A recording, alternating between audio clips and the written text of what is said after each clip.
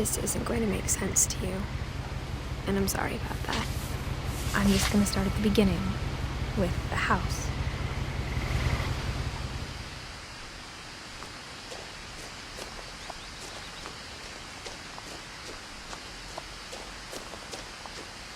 I lived here until I was 11, but I wasn't allowed inside half the rooms.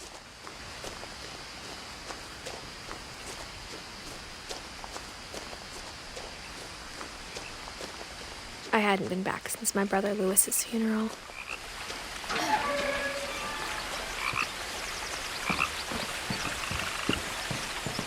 In her will, my mother left me a key, but didn't tell me what it unlocked.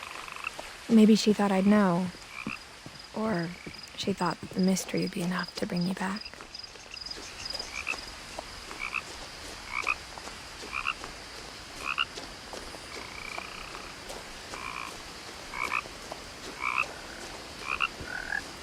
The truth is, even after I inherited the house, I never thought I'd come back to it.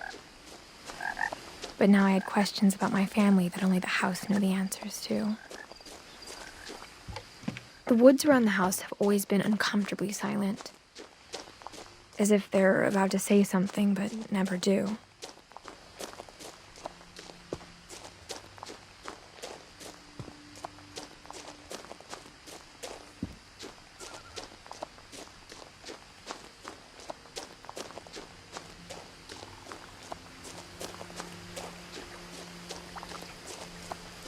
The house was exactly like I remembered it, the way I'd been dreaming about it. As a child, the house made me uncomfortable in a way I couldn't put into words. Now, as a 17-year-old, I knew exactly what those words were.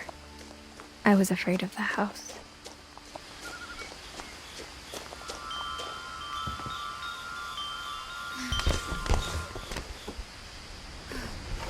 Crawling through the doggy door used to be a lot easier when I was 11.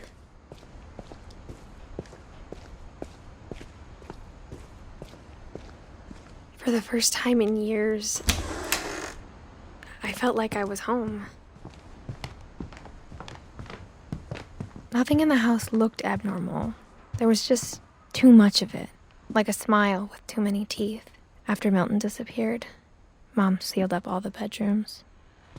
Then Edie retaliated and drilled peepholes. I spent a lot of time playing in Great Uncle Walter's room. Lewis told me there were secret passages, but I never believed him.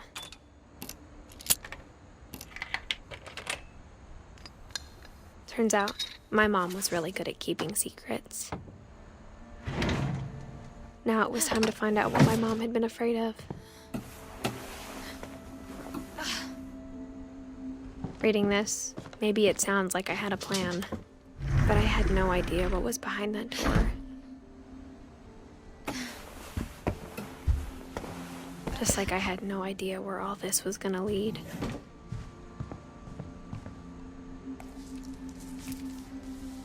December 13th, 1947. Dear Diary, I'll be gone soon, but I wanted to tell somebody about what's gonna happen. It started when Mom sent me to bed without dinner. I woke up and I was starving, so I looked around for something to eat. My Halloween candy was all gone. The gerbil food was dry, but I didn't mind it.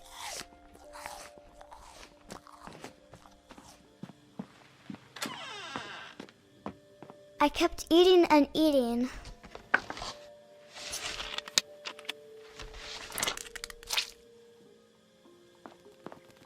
Then I heard chirping outside my window. It was a barn swallow going back to her nest. I reached out for her. And suddenly, I was a cat. I tried to be quiet, but the bird was really scared.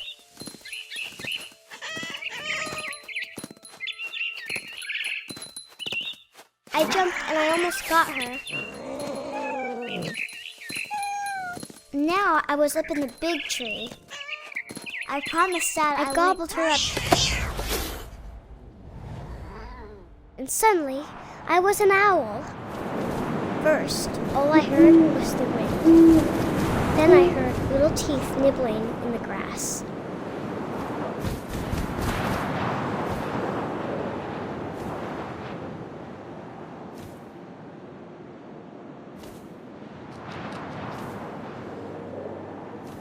Rabbits.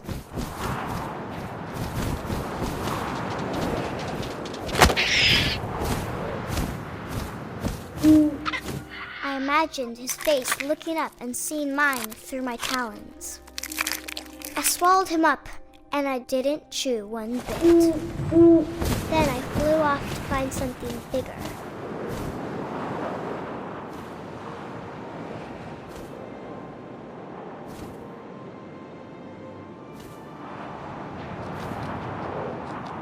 A mama rabbit.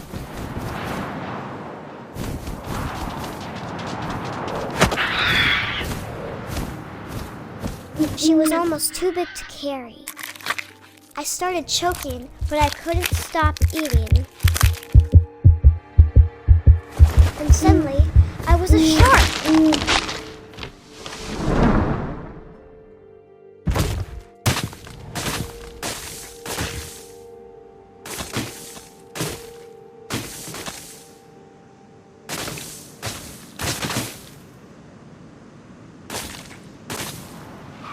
I rolled off a cliff and into the ocean. Now, I was hungrier than ever. I wanted fat, juicy seals. I tore off her flipper, and it tasted really good.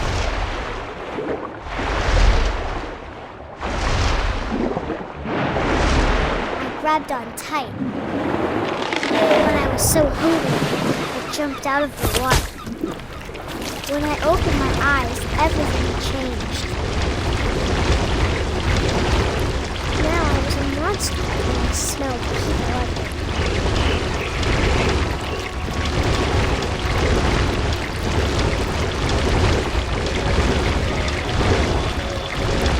I was big, and I moved real wide.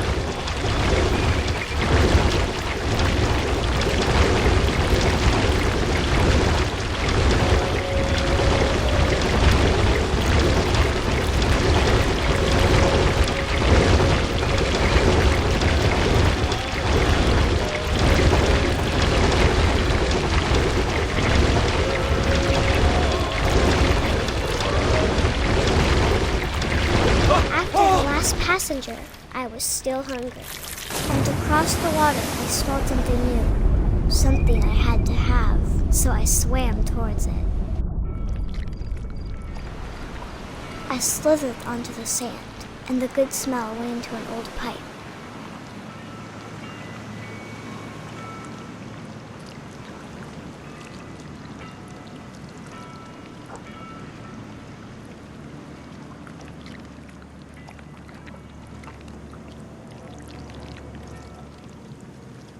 I got closer and closer.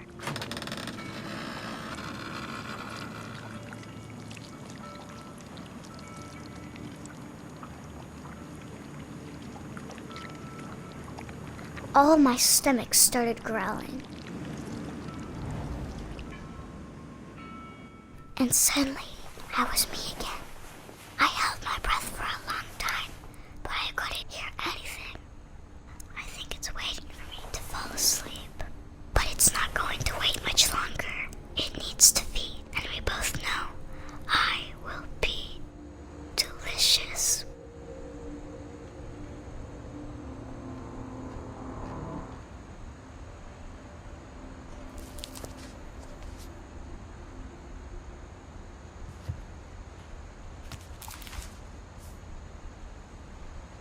I'm not sure if I believed all of that, but I'm sure Edie would have.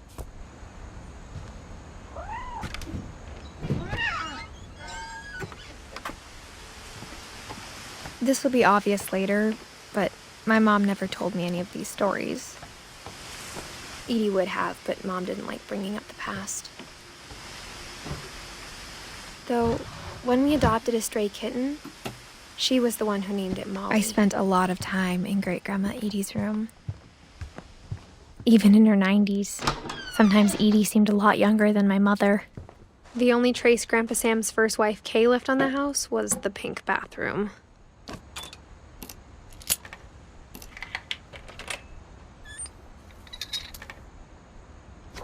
There's a secret in this bathroom. It's in the last place you would look. It isn't in the cupboard. It's hidden in this book.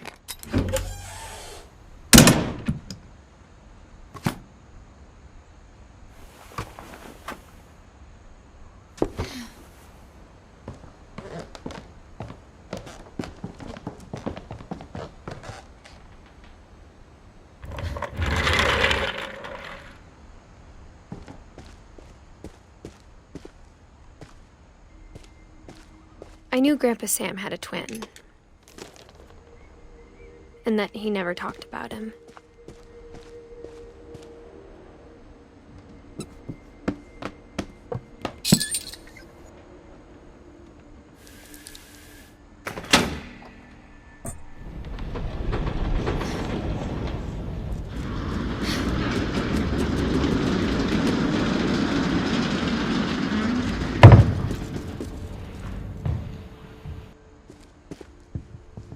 The passages were a pretty tight fit.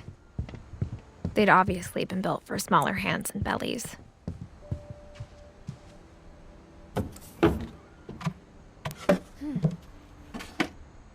Growing up, I always thought of Barbara as a child star.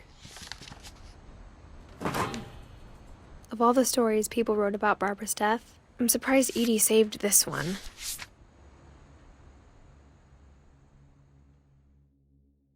Old Jack here with another ghastly tale inspired by America's most unfortunate family. I'm calling it The Surprise Ending of Barbara Finch. As a child star, Barbara was famous for her scream. Now at 16, she was all washed up. A has-been. But in a lucky break, she'd been asked to perform her signature scream at a local convention for monster movie fans. It was just the boost her career needed. Unfortunately, her scream hadn't aged well. Getting better. I think you just need the right motivation. Her biggest fan and current boyfriend, Rick, was about to demonstrate when... Now that was a great scream. It was Barbara's father, Sven. He'd slipped into a table saw and had to be rushed to the emergency room. So Barbara got stuck babysitting her youngest brother, Walter. Her convention comeback was cancelled. Okay, I'm hearing frustration, but I'm not hearing terror. What if I tried... A gang of hoodlums in Halloween masks have been terrorizing Orcas Island tonight. Police are urging residents to... That came from the basement. You're right! Also, I loved your delivery on that. Why is your basement door locked? Because my dad likes making puzzles and secret passages. There's a key hidden in the music box. The secret is to keep winding and winding until finally the key pops out. Thanks, babe. I'll be back in a sec. 20 minutes later, Rick hadn't returned. So Barbara went to look for him, right on cue. She reached for the music box. And as she wound the key, she listened for Rick, but the house was silent.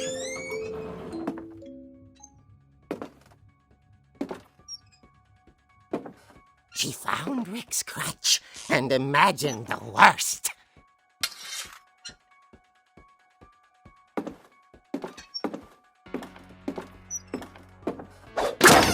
The gang's leader is the infamous Hookman killer, Dr. Carl Hamill, who impaled and then ate his family 10 years ago Finch tonight. rattled and grew still.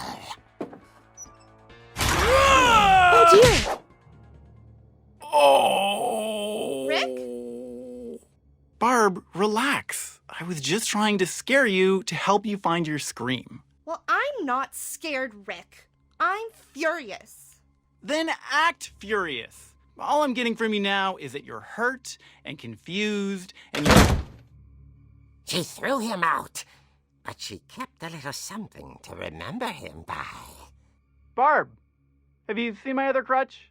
And she was still holding it when she fell asleep watching the Late Late Picture Show. Hours later... Barbara! Walter, what's going on up there? Ah! Okay, I'm coming up, but if this is a trick, you're dead, Walter.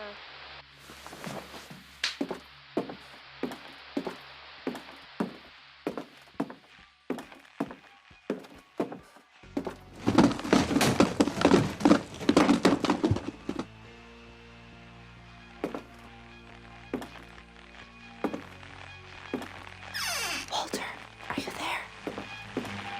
Walter had vanished, but his bedside radio was still on. Orcas Island police describe the man as 6 feet tall, with a steel hook for a hand. Residents are urged to lock all doors and windows and notify the police of any suspicious activity. Barbara turned, saw the hook man, and was speechless. He was quite smashing.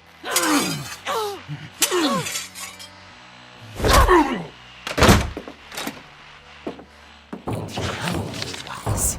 He couldn't get a night. She played her part beautifully.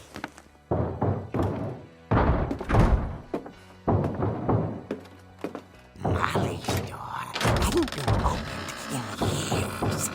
The hinges groaned.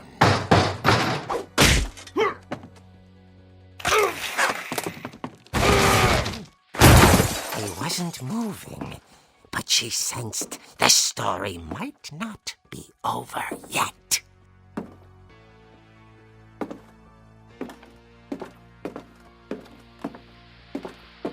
The hookman had vanished. She listened for his breathing, but all she heard was... At the door, she heard whispering. It was coming from inside the house.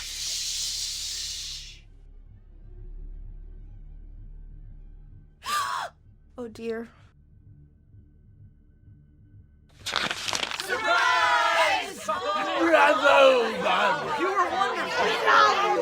monsters had come to surprise her. For Barbara, it was a dream come true. Then she saw what kind of monsters they were, and she realized what was about to happen. She was going to be famous. And with her final breath, Barbara Finch gave the performance of her life.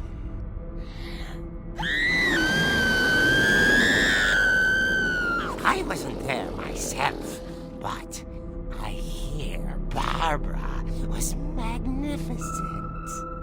Poor girl. She had a taste for stardom. But unfortunately, so did her fans. Of course, the police blamed it all on poor Rick, who disappeared the same night. And little Walter? Hiding under his bed the whole time. He took it all pretty hard, but that's another story. As for Barbara, tucked inside the music box is all they ever found of her. Her ear. Now that's what I call a real eerie tale.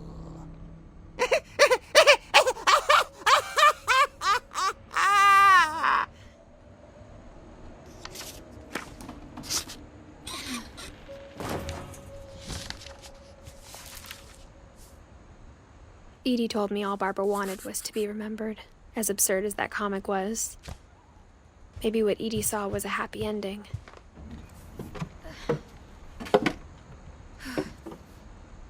I guess now I know why Mom didn't like me playing with the music box.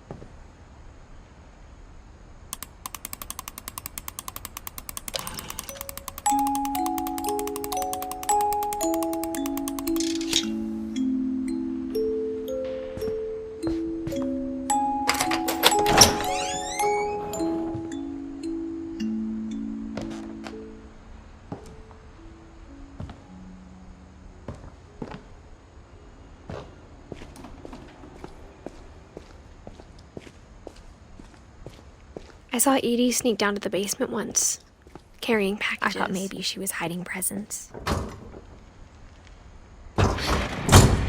It turned out she was hiding a lot more than that.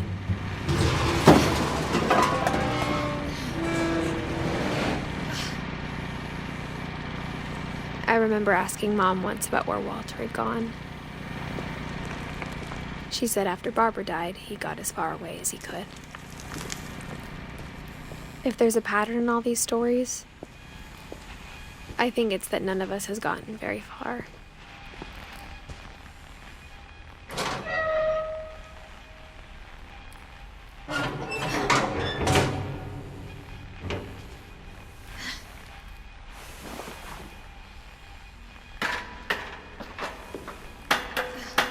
Maybe she was afraid I'd end up like Walter.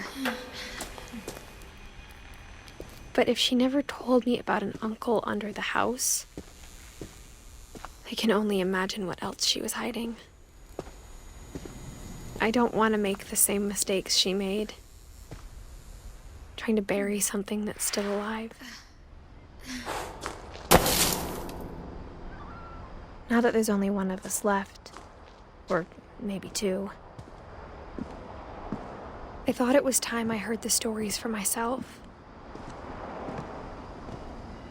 and found out what happened to everyone else. But now I'm worried the stories themselves might be the problem. Maybe we believed so much in a family curse, we made it real.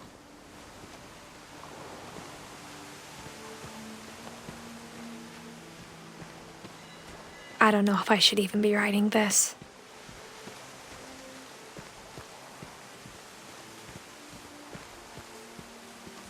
Maybe it'd be better if all this just died with me.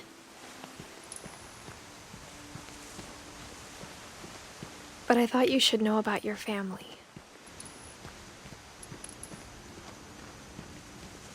And the history you're a part of.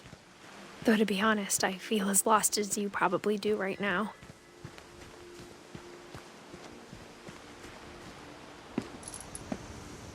I think the people in these stories believed them, for what that's worth.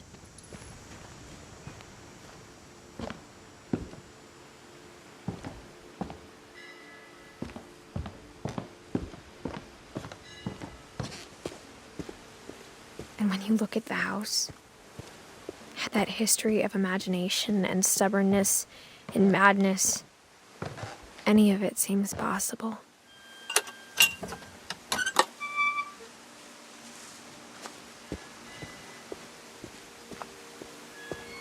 I think we've been surrounded by death for so long, we've just gotten used to it. What kind of family finishes building a cemetery before starting the house?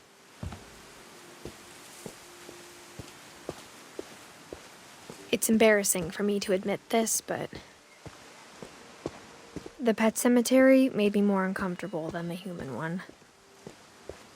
3 of the gerbils are mine, and 2 had been my fault. Sven built the house, but it was Edie who designed the cemetery. I'm sure Odin's monument had been Edie's idea. My mom was always trying to move on, but for Edie, the past never went away.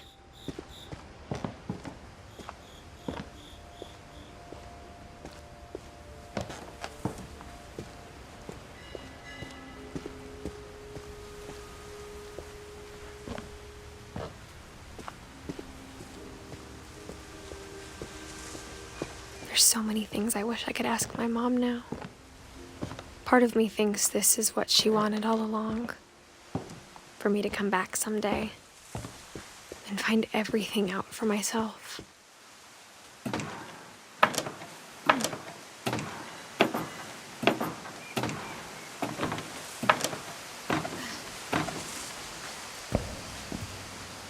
But looking back on it now, if she told me there was going to be so much climbing, I never would have come when I was 22 weeks pregnant.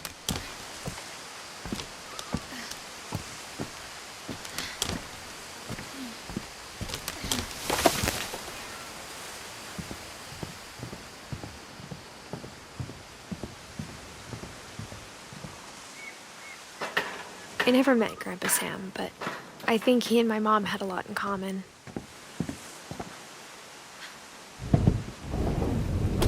They were both pretty intense.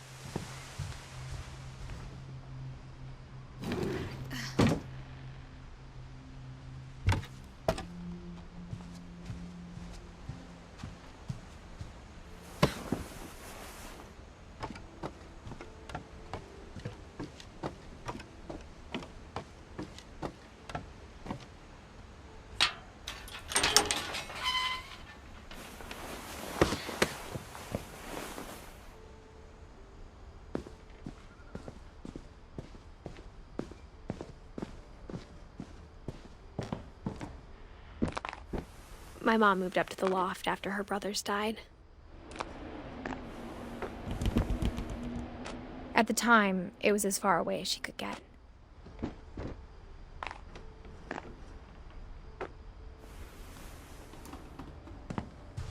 I can't imagine what it was like for her to My mom lose moved to India a week after graduation and got a job teaching English. Louis was born a year later. When my dad died, I don't think Mom knew where else to go. I'm sure Edie was happy to have her back. The house had to get a little bigger, but Edie was used to that. And for a while, things were good. Almost normal, but it didn't last. The beginning of the end was Milton's 10th birthday, when Edie gave him a castle.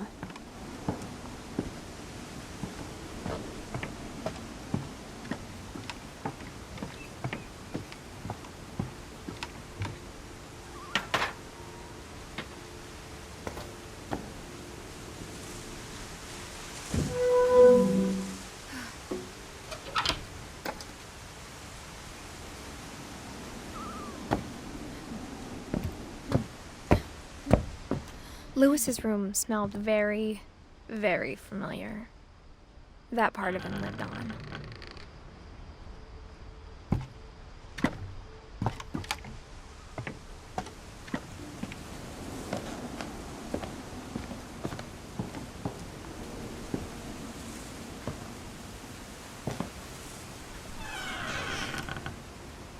I wish we'd stayed.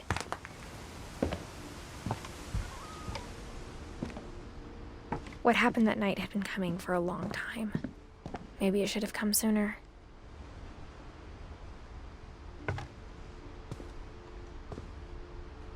But it had to end one way or another.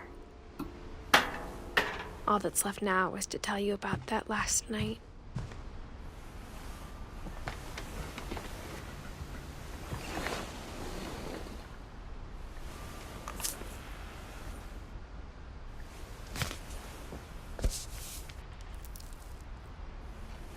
That whole last day, Edie just watched us pack and didn't say a word.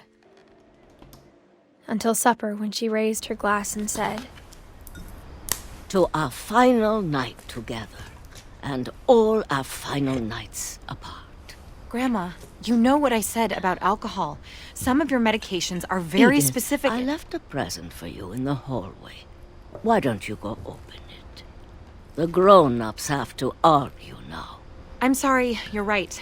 We're all leaving tomorrow. Let's just enjoy our last... I'm not leaving. Edith, you're excused.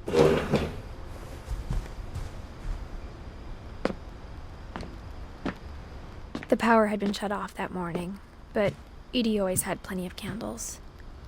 When my mom sealed the library, I don't think she knew about the other entrance. Or that Edie had a key to it.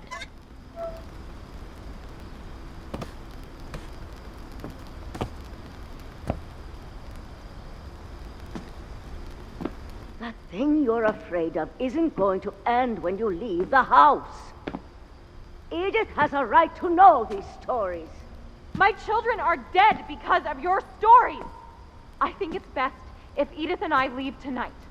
We'll have the nursing home send a van for you in the morning. Okay? Dear Edith, there's so many stories I wish I could tell you, but there's only time for one. This is about what happened on the night you were born. That night, the tide went way, It was the first and last time I ever saw the old house aground. There'd been an earthquake out in the middle of the ocean. They called it the lowest tide in 1,000 years. God, it smelled awful. You know, I've seen that house every day of my life. But I never thought I'd go back to it. When the fog rolled in, I lost my way.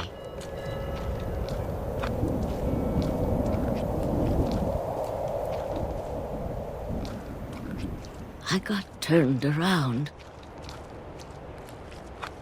I started seeing things I'd forgotten had ever existed.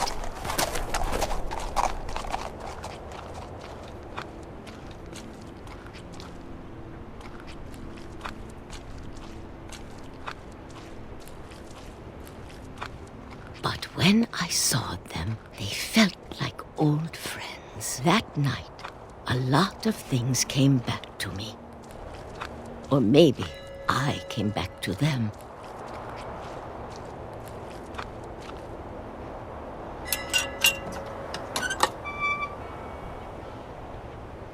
Things I can't explain, but that I need you to try and... Edith, what are you doing in here? It's mine. Edith! Mom, you're gonna rip it! Let go! I kicked and screamed, but Mom dragged me to the car. I never saw Great-Grandma Edie again. The next morning, the van came to pick her up, but she was already gone. After that, we moved around a lot.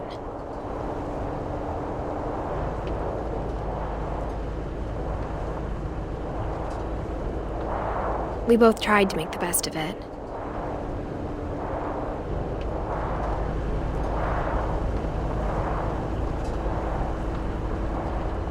A few years went by.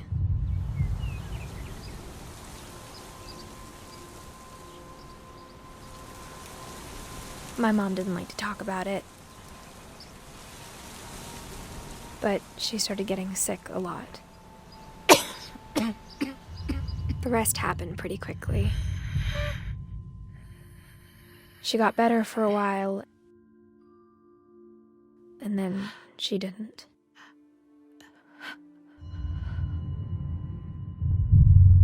And then I was alone. The last Finch left alive.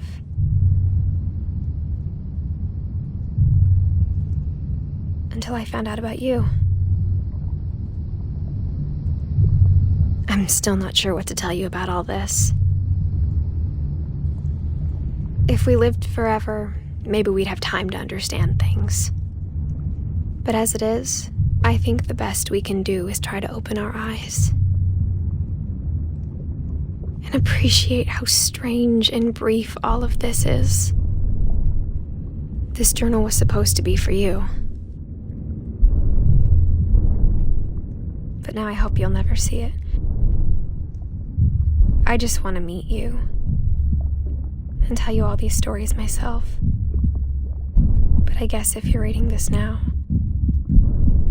things didn't work out that way.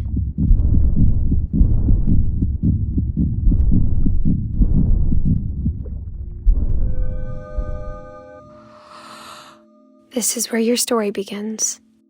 I'm sorry I won't be there to see it. It's a lot to ask, but I don't want you to be sad that I'm gone. I want you to be amazed that any of us ever had a chance to be here at all. Good luck.